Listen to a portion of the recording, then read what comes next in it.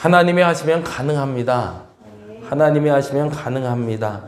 하나님이 이루실 줄 믿습니다. 우리의 마음의 소원을 이루실 줄 믿습니다. 2023년을 시작하며 우리 마음속에 소원을 주신 줄 믿습니다. 기대를 주신 줄 믿습니다. 꿈을 주신 줄 믿습니다.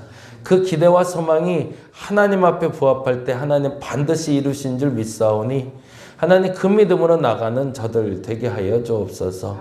그 믿음이 견고하면 견고할수록 그 소망은 반드시 이루어질 것이지만 그 소망이 흔들리는 것이 아니라 그 믿음이 흔들려 소망을 이루지 못하는 어리석음이 없게 하여 주옵소서.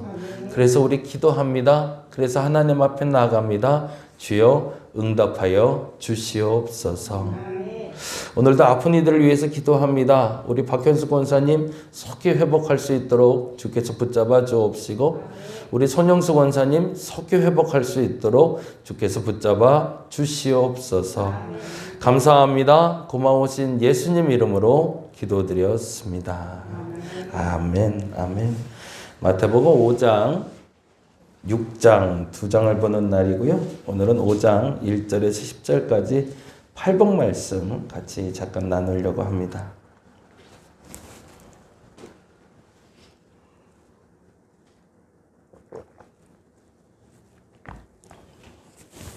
마태복음 5장 1절에서 10절 다 같이 찾으시는 후에 우리 같이 천천히 읽도록 합니다. 올해는 저희가 신약 말씀 같이 보고 있습니다. 5장 1절에서 10절 읽겠습니다. 예수께서 무리를 보시고 산에 올라가 앉으시니 제자들이 나온지라. 입을 열어 가르쳐 이르시되 심령이 가난한 자는 복이 있나니 천국이 그들의 것이미요. 애통하는 자는 복이 있나니 그들의 위로를 받을 것이미요. 온유한 자는 복이 있나니 그들이 땅을 기업으로 받을 것이며 의에 줄이고 목마른 자는 복이 있나니 그들이 배부를 것이며 긍휼히 여기는 자는 복이 있나니 그들이 긍휼히 여김을 받을 것이며 마음이 청결한 자는 복이 있나니 그들이 하나님을 볼 것이며 화평하게 하는 자는 복이 있나니 그들이 하나님의 아들이라 일컬음을 받을 것이며 의를 위하여 박해를 받은 자는 복이 있나니 천국이 그들 것임이라. 아멘. 여기까지가 우리가 아는 8복이고요. 그리고 사실은 11절에 9복이 하나가 더 있죠.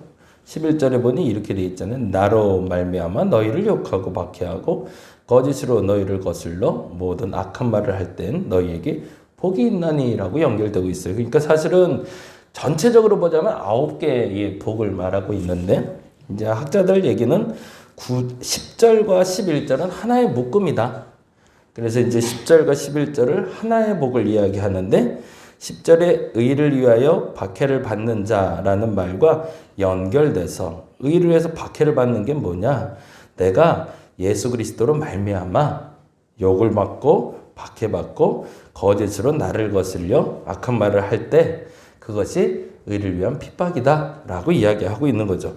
그러니 여기서 말하는 의가 뭔지가 우리가 좀 정리가 되는 거죠. 그냥 의롭다 살았다. 의롭게 살았다는 말은 그냥 단지 내가 바르게 건강하게 솔직하게 남들에게 피해 안 주고 살았다라고 말하는 게 아니라 여기서 말하는 의는 예수 그리스도로 말미암아 당하는 핍박. 그러니까 예수 그리스도의 말씀대로 살려는 의를 얘기하는 거죠. 그러니까 이 부분에 대한 곡해가 없어야 돼요. 그래서 우리가 고난에 대한 이해를 할 때 왜 나한테 이런 일이 벌어졌을까라고 이야기하면서 우리가 자꾸 판단을 해요. 그런데 그 판단이 내가 하나님을 위해서 열심히 살려고 하는데 일어나는 일에 대해서 그 고난에 대한 해석을 하면서 사단의 유혹이라고 말하기도 하지만 사실은 내가 잘못해서 겪는 고난들도 있거든요. 그건 의를 위한 핍박이 아닙니다. 그거는 구별할 수 있어야 되죠. 만일에 내가 죄를 짓고 내가 잘못을 해서 당하는 핍박이라면 그건 죄값을 치르는 거예요. 그걸 내가 어떻게 감당하게 해달라고 기도는 할 수 있어도 그걸 피해가게 해달라고 기도하면 안 돼요. 이거 다시 한번 좀 정리를 할게요. 의를 위해서 당하는 핍박은 하나님이 피해가게 하시는 고난이 아니라 이겨내서 복받게 하는 고난이라면 내가 잘못을 해서 당하는 고난은 피해가야 되는 고난이 아니라 달게 받아야 될 고난이에요. 인과응보라는 말을 우리가 너무나 잘 알고 있는데 사람들은 때때로 자신이 잘못해서 당하는 고난도 피해가기를 원해요. 근데 그러면은 회복이 안 돼요. 그리스도인이라면 우리는 고난에 대해서 이 두 가지는 분명해야 됩니다. 뭔가 고난이 닥쳤는데 그게 내 잘못으로 오는 고난이에요. 그러면 인정하고 달게 잘 감당해 받을 수 있도록 기도하셔야 돼요. 그래야 그 고난으로 말미암아 그 죄값이 끝나요. 그게 고난이에요. 그건 내가 잘못해서 지은 죄예요. 그거는 끝나고 나서 내 형편이 이전보다 나아지진 않아요. 이전으로 돌아갈 수 있으면 감사한 거예요. 이전보다 못해질 수도 있어요. 근데 분명한 건 그것을 겪어내지 않은 사람과 겪어낸 사람은 확실히 차이가 있겠죠. 겪어낸 사람은 다시 일어날 힘을 얻을 수 있지만 겪어내지 않은 사람은 바닥으로 내려가게 됩니다. 그 예가 우리가 잘 아는 대로 사울과 다윗 예죠. 사울도 회개의 기회가 계속 주어져요. 전쟁이 일어났어요. 그래서 그 전쟁 때에 사울이 고민에 빠져요. 예배를 드리고 전쟁을 치러야 되는 게 이스라엘의 원칙인데 사무엘이 안 와요. 하루가 지나도 안 오고 이틀이 지나도 안 오고 일주일이 지나도 안 오는데 문제는 그냥 기다리는 거면 좋겠는데 적군은 바로 눈앞에 와 있단 말이죠. 마음은 초조해지고 백성은 흩어지고 어쩔 수 없이 자기가 죄를 짓는 걸 알면서도 제사를 모시죠. 그러자 그때 때마침 사무엘이 왔다가 왜 못 참았냐. 그거 안 참는다고 그거 못 참아서 당신의 한 일이 얼마나 큰 죄가 되는지 몰랐냐 라고 얘기하자 사울 앞에서 내가 죄를 지었습니다 라고 얘기는 해요. 그건 무슨 말이에요? 죄가 뭔지를 안다는 거죠. 근데 그 다음 태도가 중요하죠. 그런데 백성들 보기 부끄러우니 나로 예배에 참여하게 해달라고 부탁을 해요. 만약 그렇지 않고 그 죄를 자복하고 백성 앞에서 솔직하게 인정했다면 뭔가 달라졌을 거예요. 근데 사울은 죄에 대한 인정을 안 하고 죄에 대한 대가를 치르는 걸 두려워합니다. 반면에 다윗은 달랐죠. 밧세바 사건 진짜 악한 짓을 한 거거든요. 한 여인의 인생을 망쳐놓는 일을 했단 말이에요. 그리고 심지어는 그 남편을 전쟁터로 내보내서 몰아서 죽였단 말이에요. 정말 나쁜 짓이죠. 정말 나쁜 사람이고. 근데 그것을 지적하는 일을 당하게 됐을 때 다윗은 자복했다는 거죠. 그리고 그 죄를 달게 받아들였다는 거죠. 그러면 달게 받아들인 다윗이 과거로 돌아갔을까? 아니요. 현재보다 나은 상태가 됐을까? 아니요. 그것 때문에 평생 고생을 해요. 사실은 그 사건 하나 때문에. 그럼에도 불구하고 다윗은 끊임없이 얘기합니다. 압살롬 전쟁도 사실은 이 밧세바 사건 때문에 일어난 사건이었거든요. 근데 그 전쟁을 치르면서도 다윗은 똑같이 얘기합니다. 내가 지은 죄가 있어서 내가 받는 것이니라고. 그 표현을 나오는 게 시몬이란 이가 와서 다윗에게 돌 던질 때 나오는 얘기거든요. 압살롬을 피해서 다윗이 도망가고 있는데 시몬이라는 이가 나와서 그래, 이 개 같은 왕아 그래요. 그러면서 돌을 던지면서 떠나버리라고 막 외쳐요. 그러자 장수 요압이 가서 우리가 지금 도망가는 형편이긴 하지만 저거 가서 내가 정리하고 올까요? 라고 얘기를 해요. 그러자 다윗이 그렇게 얘기하죠. 시몬을 알아보면서 저자가 하는 일이 저자가 하는 게 아니라 하나님이 나를 저주하시는 거라면 이 또한 내가 받아야 되지 않겠냐고 얘기를 해요. 그러한 다윗이 하나님 앞에 온전하다라는 표현을 쓰고 하나님 앞에 회복되는 장면을 우리가 보게 되는 거죠. 의를 위해서 박해를 받는 것은 복이 됩니다. 그래서 우리는 다윗의 뒤를 쫓아가려고 애를 쓰지 사울의 뒤를 쫓아가려고 애를 쓰지 않아요. 의를 위한 박해가 무엇인지를 점검할 수 있는 여러분 되었으면 좋겠습니다. 그래야 진짜 복이 뭔지를 안다는 거죠. 이제 요거는 조금 이제 돌아가는 얘기를 한 거고요. 오늘 얘기에서 궁금한 거 혹시 없으셨어요? 왜 팔복일까? 너무 팔복 하니까 팔복이라고 들어왔는데 아까 말한 대로 구복도 될 수도 있다라고 얘기했잖아요. 근데 왜 팔복일까를 궁금해야 되냐고 묻는 이유는 유대인에게 팔은 완전수가 아니거든요. 그거 궁금하지 않으셨어요? 아니 유대인들 얘기하면 삼위일체 하나님 3 아니면 7 아니면 12로 끝나야 정상이거든요. 대부분이 그래요. 12제자잖아요. 안식일은 7일 날 오잖아요. 그러면은 3이나 7이나 12로 끝나야 이게 맞는데 아니 팔복이란 말이에요. 8개로 가버렸어요. 왜 8개로 갔을까? 그게 좀 재밌어요. 유대인들에게는 일주일에 한 번씩 돌아오는 걸 안식일이라고 얘기했습니다. 근데 개신교인들, 소위 말해서 유대인에서 그리스도인이 된 이에게는 제8요일이라는 게 있었습니다. 그게 뭘까요? 안식일 날은 예배를 드리는 게 유대인들이었고 안식 후 첫날에 예수께서 부활하셨잖아요. 그래서 부활한 날을 제8일이라고 불러요. 이 8이라는 숫자가 새롭게 생성이 된 거예요. 그래서 이 8이라는 단어를 얘기할 때 그리스도인들에게는 이해가 되는 단어가 하나가 있었어요. 새로운 것을 시작하는 날이라는 뜻이에요. 그러면은 팔복이 되는 이유는 뭘까요? 사실은 유대인의 복음서라 여겨지는 마태복음은 십계명을 받은 모세의 장면을 상상하게 만든 게 산상수훈이거든요. 출애굽해서 이스라엘 백성들을 시내산으로 끌고 올라가잖아요. 한 달 만에. 그래서 모세와 그리고 장로들과 그리고 백성들이 있습니다. 근데 오늘 본문도 보니까 똑같이 이렇게 앉아있죠. 5장 1절에 보니까 이렇게 돼 있잖아요. 예수께서 무리를 보시고 산에 올라가 앉으시니 어떻게 돼 있대요? 제자들이 나왔대요. 그러면 앉아있는 순서가 이렇게 되는 거죠. 예수님, 제자들, 무리들이죠.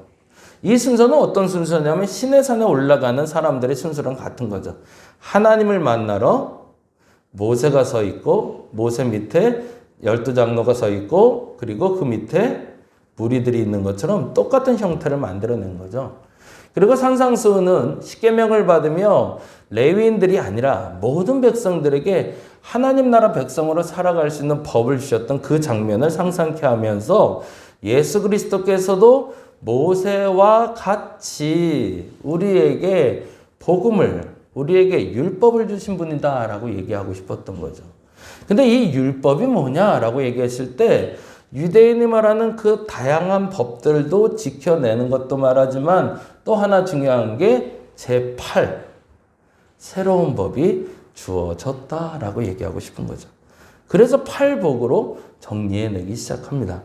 근데 이 팔복의 8번째가 재밌죠. 1번부터 7번까지는 어떤 얘기로 되어 있을까요? 사실은 성품에 대한 얘기거든요. 입을 열어 가르치되라고 얘기하면서 3절에 심령이라고 얘기할 때 이 심령보다 중요한 단어가 가난이죠. 이 가난은 절대 가난을 얘기합니다. 상대적인 가난이 아니라. 절대 가난과 상대 가난의 차이가 뭘까요? 상대적인 가난은 비교해서 오는 가난이죠.